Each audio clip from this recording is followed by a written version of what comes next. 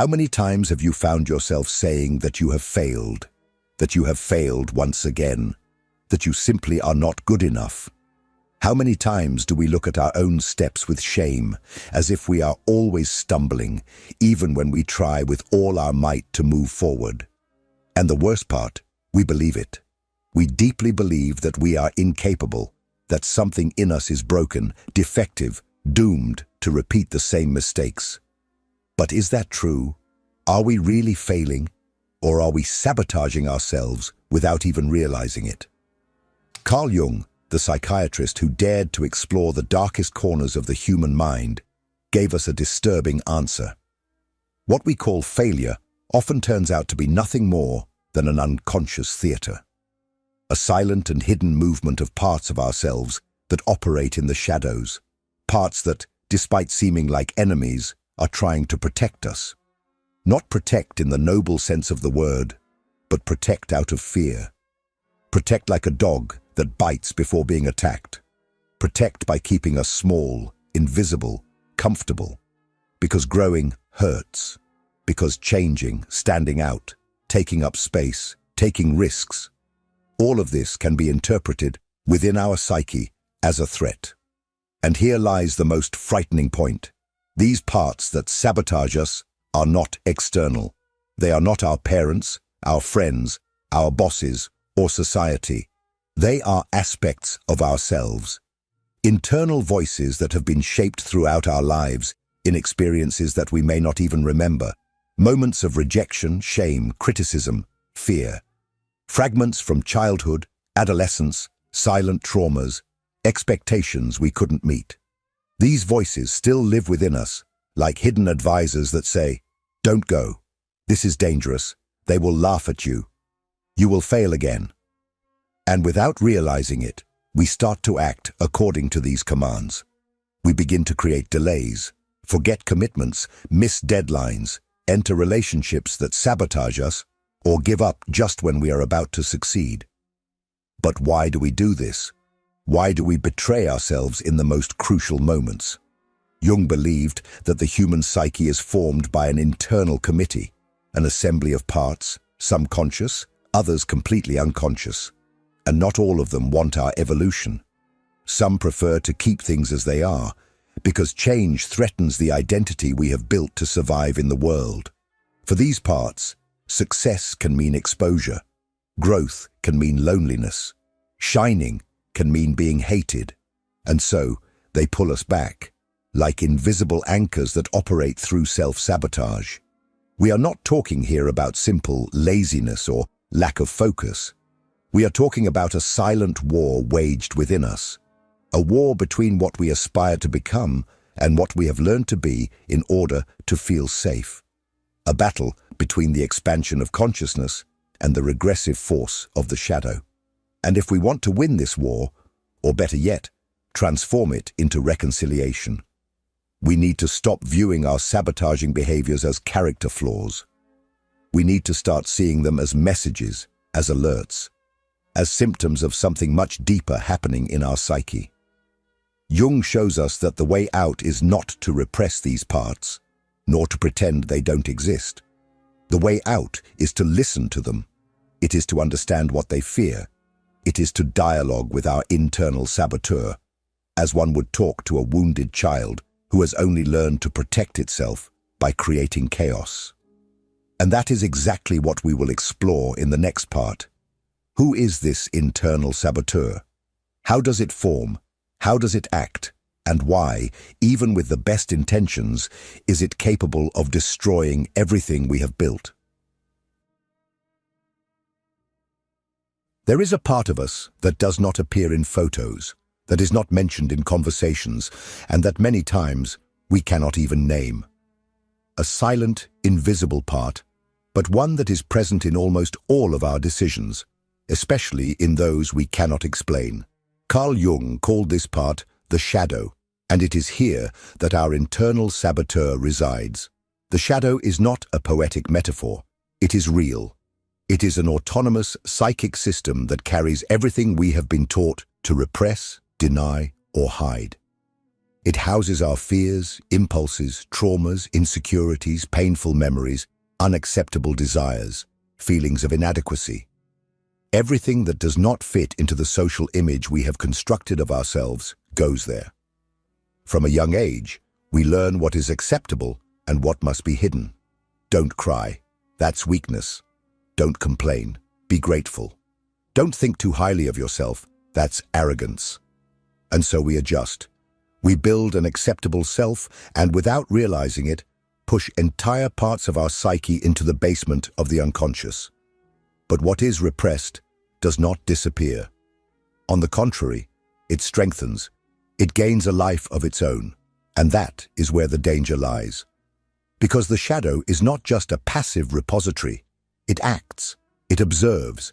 It learns the language of our fears and begins to manipulate our lives from behind the curtains. When we are about to make a decision that would take us to a new level, a healthier relationship, a career opportunity, a life change, it is the shadow that whispers, "This is not for you. You will fail. You don't deserve it." And the worst part is that it expresses itself in our own inner voice. It speaks as if it were us. Jung warned us, the shadow is not malignant. It is primitive. It acts based on a single principle, survival. And for it, growth is a risk. Growth means stepping out of the known, facing the judgment of others, challenging old patterns. The shadow has learned that it is safer to stay small, invisible, complacent. That is why it activates sabotaging behaviors whenever it senses we are leaving the safety zone. Sometimes it paralyzes us with anxiety. Other times, it hands us over to chronic procrastination. And there are moments when it creates conflicts, ends relationships, implodes everything, just to bring us back to the state where it feels in control. If we observe ourselves honestly, we will see the traces of the shadow everywhere. In the decisions we postpone for no apparent reason, in the projects we abandon halfway, in the opportunities we let slip by, in the toxic patterns we repeat, even swearing that this time will be different. Each of these movements is often a clear sign that the internal saboteur has taken command. But here is the most important part. The shadow only has power over us when it remains unconscious. This is what Jung meant when he said that, until you make the unconscious conscious, it will direct your life, and you will call it fate. When we do not see this force within us, we come to believe that we are victims of luck, misfortune, the world, or ourselves. But when we recognize the existence of the saboteur, we begin to understand that it is, in fact, a forgotten part of us, crying out for integration. However, recognizing is not enough. We need to understand what exactly this part fears. Why does it associate our success with pain, rejection, abandonment? What experiences shape this belief? What unconscious narratives fuel the sabotage? And that is exactly what we will explore in the next part. If this content is making sense to you, click the subscribe button and subscribe to the channel. Thank you for your support.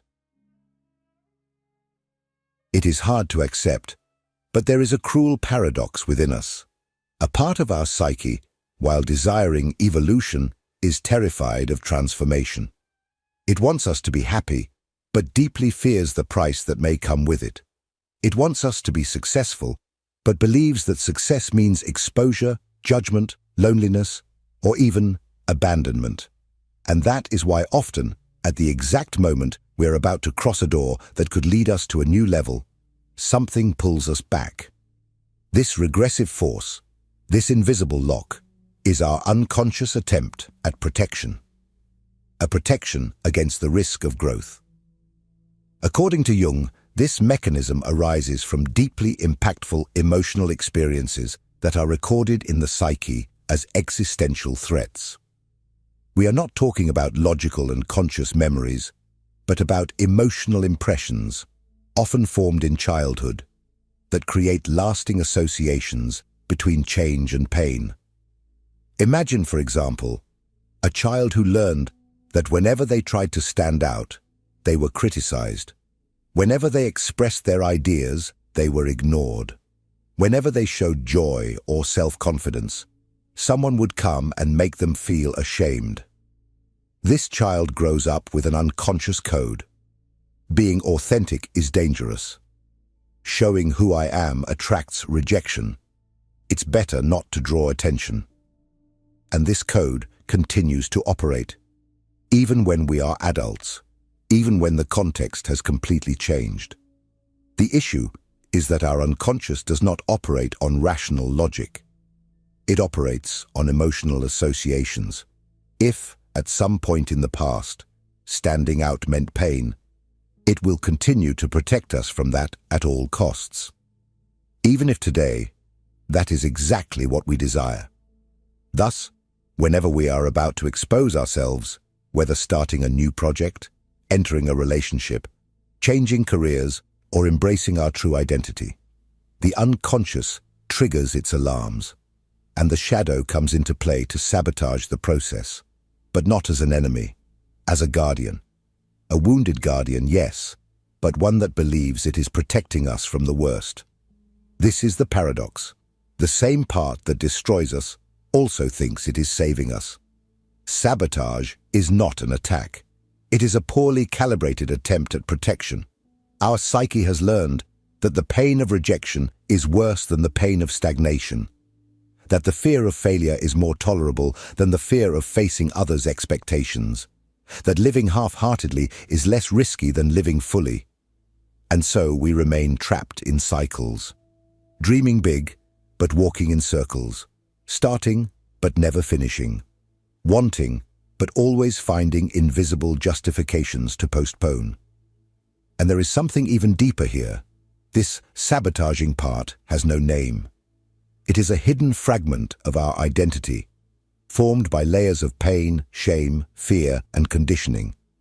It does not want to see us unhappy. It wants to keep us safe. And that is exactly why fighting against it does not work. Every time we try to defeat the saboteur with willpower, we end up reinforcing the resistance. Because for the shadow, being defeated is the same as being hurt again. The true way out is not war, it is dialogue. And that is where Jung offers us a powerful key: active imagination. A therapeutic technique where, instead of repressing the shadow, we sit face to face with it. We listen, we observe its messages, we give language to what was once just a symptom. When we do this, something changes. The shadow ceases to be an enemy and begins to reveal its purpose. It starts to collaborate. It begins, finally, to integrate. But before reaching integration, we need to recognize the symptoms. We need to learn to identify how, when, and why the shadow comes into action. We need to decipher the codes of self-sabotage in our daily lives, from the limiting thoughts to the seemingly irrational behaviors that take us away from our goals. Prepare to see procrastination, self-criticism, repetitive dramas with new eyes, and realize that what seemed like bad luck or lack of discipline may just be the shadow whispering behind every decision.